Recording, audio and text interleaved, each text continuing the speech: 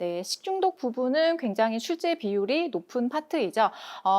뭐 이론에서도 계속 강조를 했지만 우리가 어떠한 과목을 어떠한 그 챕터를 공부를 할 때에 먼저 그 골격을 알아야 된다고 했어요. 그래서 머릿속에 어떤 그 골격을 뼈대를 만든 다음에 그 안에 내용을 채워 넣는 식으로 해야 하기 때문에 우선은 식중독의 분류 먼저 알아야 하고, 그리고 식중독의 분류에는 다음과 같은 것들이 있고 세부적으로는 이러한 것들이 있었다고 우리가 이론에서도 굉장히 강조했던 부분이죠. 자, 다음은 세균성 식중독에서는 감염형 식중독과 독소형 식중독으로 나눌 수 있고요. 그리고 이것을 구분하는 것을 잘 해야 하고 주로 많이 출제된다고 했어요. 감염형 식중독은 그 잠복기가 대체로 긴 편이고 대표적인 식중독과 원인균들, 요거는 반드시 외워줘야 한다고 했어요. 자, 그 다음은 독소형 식중독. 독소형 식중독은 잠복기가 대체로 짧은 편이고 대표적으로 요 세 가지 균이 있기 때문에 요거까지는 알아두셨으면 좋겠어요. 여기 있는 내용은 물론 이론에도 있긴 하지만 우리가 핵심 요약 노트에 이러한 내용들이 축약돼서 나와 있기 때문에 핵심 요약 노트를 함께 봐주시면 좋을 것 같습니다. 자, 기출에서 이렇게 나오죠. 세균성 식중독 중에서 독소형의 원인이 되는 것은 이렇게 나오기 때문에 감염형과 독소형을 구분해서 우리가 잘 알아둬야 한다고 했고요.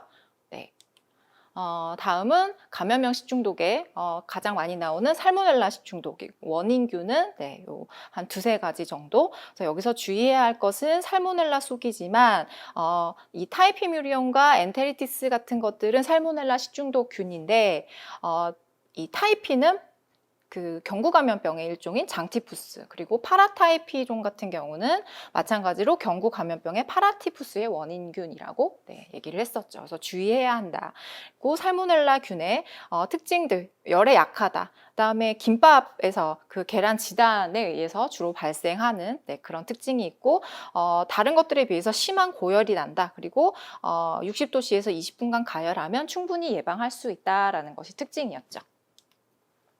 자, 두 번째 장염 비브리오 식중독은 비브리오 파라헤몰리티쿠스이고 여기서도 주의해야 할 것이 같은 비브리오 속이지만 블리피커스는 비브리오 폐혈증을 일으키는 균이고요. 콜레라는 경구감염병의 일종인 콜레라의 원인균이죠. 자, 특징은 가장 큰 특징 호염성균이라는 것이 가장 큰 특징이다. 이것도 열에 약하다. 그리고 감염원은 어패류에 생식을 할 경우이다라는 것이 중요했습니다. 자, 다음은 병원성 식중독균. 병원성 식중독, 병원성 대장균 식중독에서 가장 중요한 종류, 장출혈성 대장균이고 우리가 일반적으로 아는 이콜라이 5157H7이 여기에 속한다. 그리고 여기에서는 베로톡신이 생성이 된다. 그리고 가장 위해도가 높은 균이다. 그리고 더불어서 용혈성 요독 증후군을 동반하게 된다. 요거까지가 굉장히 중요한 내용이었어요. 자, 다음 캠필로박터 식중독에 속하는 균 알아야 하고요. 가장 큰 특징은 미호기성이라는 것. 그리고 주로 발생하는 원인식품은 덜 익힌 가금류입니다. 자, 리스테리아 식중독 굉장히 자주 출제되죠. 리스테리아 모노사이토제네스가 원인균이고 특징은 냉장 온도에서도 증식할 수 있다. 그리고 감염원은 살균 처리하지 않은 우유, 그리고 치즈, 아이스크림, 그리고 비가공 식육 제품, 뭐 햄버거 패티 같은 것들 또 해당이 되겠죠. 그다음에 훈연 생선, 우리 훈제 연어 많이 먹는데 그것이 리스테리아 식중독의 원인입니다. 그다음에 증상으로서는 감기와 유사한 증상인데 임산부가 이 식중독에 걸렸을 때에는 태아에게 전이되는 경우 심하면 유산 사산할 수 있다는 그런 특징이 있습니다. 자, 여시니아 식중독은 마찬가지로 냉장 온도에서 증식할 수 있고 이 균 같은 경우는 진공포장에서도 성장할 수 있다는 특징이 있고요. 다음 웰치균은 클로스트리디움 퍼프린젠스가 원인균인데 얘는 편성 혐기성이에요. 그러니까 산소가 없는 환경에서만 자란다. 그리고 아포를 형성한다. 그리고 집단급식에서 잘 생긴다. 요것이 주요한 특징입니다. 다음은 독소형 식중독에서는 네, 세 가지 중요한 균 있죠. 첫 번째 황색포도상구균 굉장히 자주 출제되고요. 원인균은 스타필로코커스 아우레우스이고 이 균 같은 경우는 양성이면서 구균 그리고 무포자 입니다. 근데 여기서는 장독소인 엔테로톡신을 생성하는데 이 엔테로톡신의 특징이 중요해요. 굉장히 강하죠. 단백질 분해 효소에 의해서 불활성화되지 않는다. 그리고 또 식품에서 생성되면 내열성이 매우 커지게 된다. 그래서 아무리 가열을 해도 쉽게 활성을 잃지 않는다라는 것이 중요하고 주요 감염원은 화농성 환자가 조리를 할 경우 그리고 김밥, 도시락처럼 이렇게 손으로 많이 만지는 것들 네, 그런 뭐 수제 음식 같은 것들이 주로 해당이 되고요. 잠복기는 1시간에서 6시간으로 굉장히 짧은 편이죠. 네, 평균 3시간입니다. 자, 이렇게 약간 응용돼서 나오는데 어떤 식품을 먹기 직전에 끓였다. 그런데도 식중독 사고가 발생했다라고 하면 그 추정 원인 세균은 자, 이것들 중에 그 열에 물론 황색포도상구균도 열에 약하긴 하지만 거기에서 생성된 독소가 생성되었을 때는 이렇게 끓이더라도 그 독소가 파괴되지 않기 때문에 식중독을 발생시킬 수가 있죠. 그래서 여기서는 황색포도상구균이 답이 됩니다. 자, 보툴리누스 식중독은 원인균 클로스트리디움 보툴리듐이고요. 얘는 아포를 형성하고 편성 혐기성이에요. 근데 아포가 120도씨에서 20분 이상 가열해야 사멸합니다. 근데 얘도 마찬가지로 독소를 생성해요. 뉴로톡신이라고 하는 독소를 생성하는데 여기서는 황색포도상구균과는 다르게 이 독소 같은 경우는 열에 약해요. 그런데 반면 이제 아포가 굉장히 열에 강하죠. 그러니까 황색포도상구균과 보툴리누스 식중독의 특징이 좀 상반된다고 볼 수 있다. 그것을 구분해서 잘 외워둬야 하고요. 그다음 원인 식품은 대부분 편성혐기성균이기 때문에 자 이렇게 밀봉 상태의 통조림이 살균이 불충분했을 때 거기서 증식할 수 있다. 그리고 치사율이 15에서 20% 정도 된다라는 것이 특징입니다. 자, 세레우스 식중독 바실러스 세레우스가 원인균이고요. 마찬가지로 내열성의 아포를 형성합니다. 이게 내열성이라는 게 여기서도 중요하고요. 그다음 여기서는 설사형 식중독과 구토형 식중독으로 나뉘는데 자, 설사형 식중독 같은 경우는 장독소 생성하고 구토형 식중독 같은 경우 식품에서 균이 이렇게 증식을 하게 되면 대사산물이 생성이 되는데 그것이 열 저항성이 매우 강하다. 요게 문제가 되는 거죠.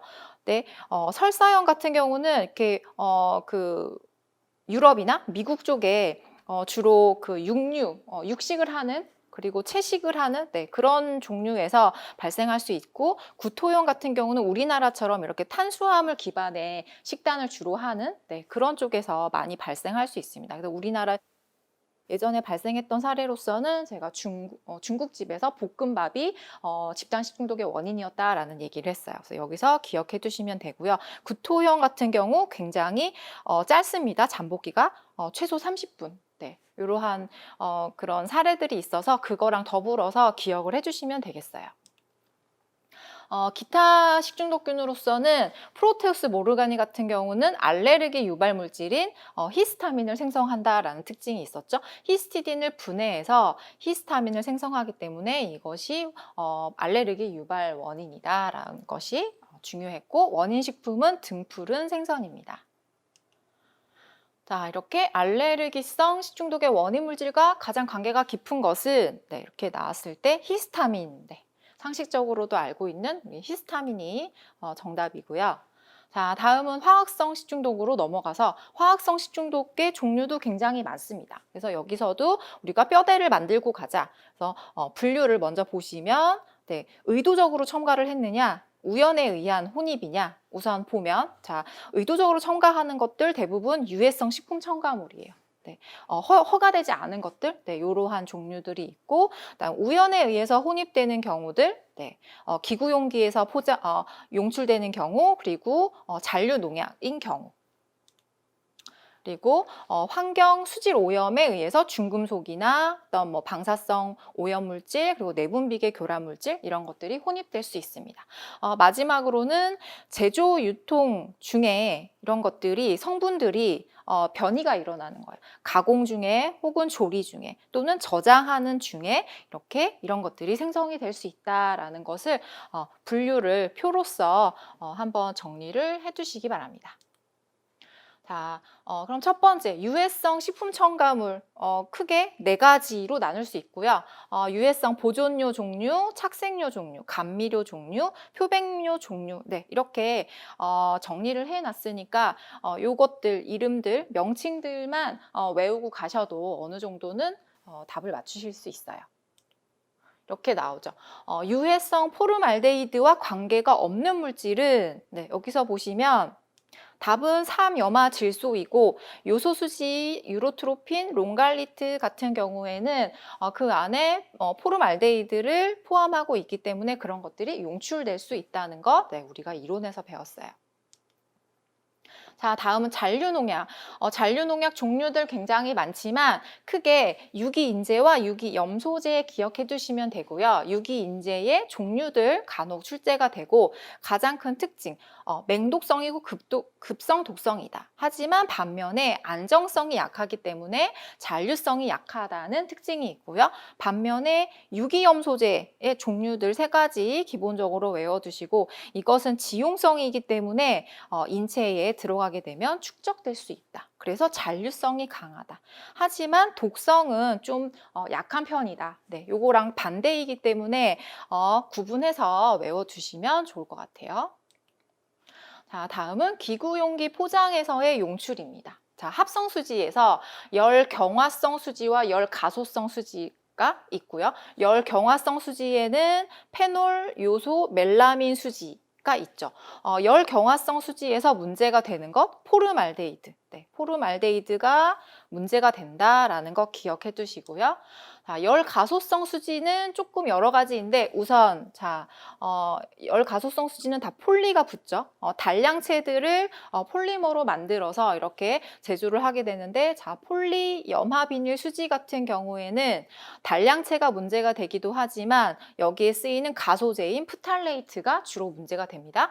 그러니까 PVC는 프탈레이트, 그다음 폴리카보네이트, PC 수지는 비스페놀 A가 용출될 수 있습니다. 어디에 주로 쓰이냐? 음료수 캔 내부 코팅제, 젖병, 급식용 식판 이런 데서 용출될 수 있다.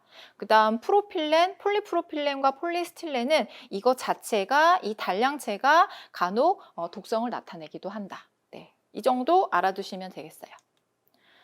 자, 다음은 금속재, 유해 중금속의 종류들. 네, 우리가 이론에서 굉장히 다양한 금속 종류들이 있었지만 중요한 것, 카드뮴과 수은이 가장 중요해요. 주석은 통조림 용기에서 용출될 수 있다. 납 같은 경우 통조림의 납땜이나 범랑식기 그리고 도자기류에서 용출될 수 있다.